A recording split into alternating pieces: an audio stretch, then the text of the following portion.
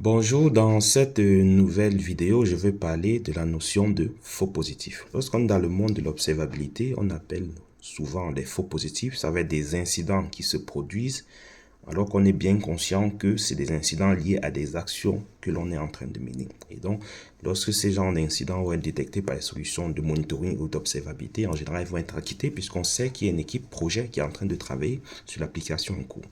Ça pose un problème aux entreprises tout simplement parce que non seulement ça pollue la console de supervision, on se retrouve avec des incidents alors que des équipes sont en train de travailler sur l'application en question.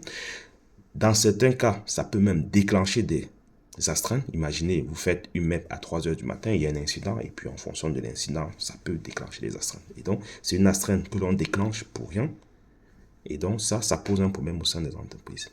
Lorsqu'on fait de l'observabilité avec des solutions modernes telles que Dynatrace, Dynatrace vous permet de positionner des fenêtres de maintenance. Dans le fonctionnement classique des entreprises, lorsqu'on doit faire des MEP, il y a en général un comité de validation qui va éventuellement valider si les MEP n'entrent pas les unes en conflit avec les autres. Imaginez, vous faites une MEP sur une application et en parallèle, le réseau aussi est en train de faire une MEP. Ça peut créer des dysfonctionnements. Donc, à l'issue de ce comité, on sait le planning des MEP. Et donc, connaissant le planning des MEP, ça peut être envoyé à l'équipe support qui va donc aller dans les différentes solutions et positionner les fenêtres de maintenance. Ça se fait dans les solutions de monitoring et d'observabilité. Ça, c'est très bien, mais ça pose un problème pour les entreprises qui ont fait le choix de passer vers du DevOps. Un des choix qui pousse les entreprises à passer vers du DevOps, c'est gagner en fluidité. Comment est-ce que je déploie plus rapidement? Dans certaines entreprises, on arrive même à déployer la même application 3, 4 fois dans la même journée. Donc, si on prend ce scénario, une entreprise qui déploie 3 fois ou voire même plus, ça veut dire qu'à chaque MEP, il faut qu'elle prévienne l'équipe support pour positionner les fenêtres de maintenance. Ça fait que on perd toute la fluidité que le DevOps nous apporte. Et donc, Dynatrace propose aussi une solution à ce genre de scénario. Et donc, pour les entreprises qui sont en DevOps, donc bien évidemment, si vous êtes en DevOps, ça veut dire que vos déploiements sont faits via des pipelines. Ça peut être derrière des solutions telles que du Jenkins, du GitLab, CI, du GitHub, Azure DevOps, peu importe la solution, le fonctionnement reste le même, c'est juste un séquencement d'actions que vous positionnez. Et donc, le scénario que je recommande dans les entreprises où je passe, ou du moins pendant les formations, c'est d'exploiter l'API Dynatrace. Et donc, à partir de l'exploitation de l'API Dynatrace, on va positionner des fenêtres de maintenance. Et quand je reviens dans le monde du DevOps, pour rappel, comme j'ai dit, lorsqu'on fait des pipelines, c'est un séquencement d'actions. Bien évidemment, dans les bonnes pratiques d'un pipeline, on recommande de faire des pipelines CI d'un côté et des pipelines CD de l'autre côté. Si vous voulez en savoir plus sur ces bonnes pratiques, sur ces recommandations, je vous invite à suivre nos formations gratuites sur notre plateforme et puis bien évidemment assister à nos bootcamps qui vont parler de tous ces sujets.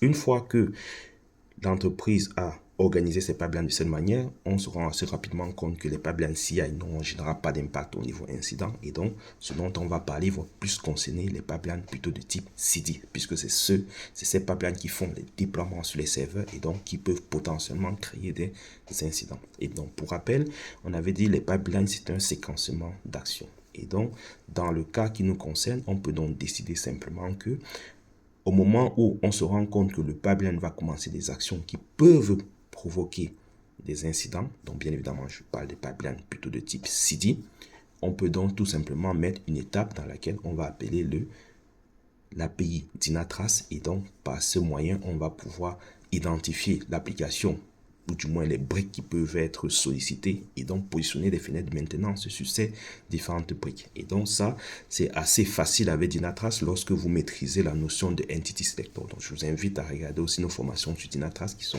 disponibles sur la plateforme pour bien comprendre ces notions de fenêtres de maintenance, pour bien comprendre ces notions de Entity Selector et comment est-ce que vous pouvez coupler ces deux éléments pour que lorsque vous faites une MEP, peu importe la brique sur laquelle vous êtes en capacité de signaler à Dynatrace que cette brique sera concernée et donc pendant ce créneau, tu positionnes une fenêtre de maintenance. Et ça permet que lorsque l'incident arrive, bien évidemment dans les configurations des fenêtres de maintenance que je recommande dans les formations ou bien dans les accompagnements, c'est d'activer le mode de détection sans notification. Pourquoi est-ce que c'est important de tout de même garder le mode de détection? Tout simplement, ça permet à l'équipe qui est en train de faire sa MEP de se rendre compte de manière applicative, pardon, de se rendre compte au niveau supervision qu'il y a un dysfonctionnements au niveau de son application. Et donc, par la même occasion, elle permet à l'entreprise de se rendre compte qu'il y a un dysfonctionnement et anticiper les actions correctives qui vont bien pour pouvoir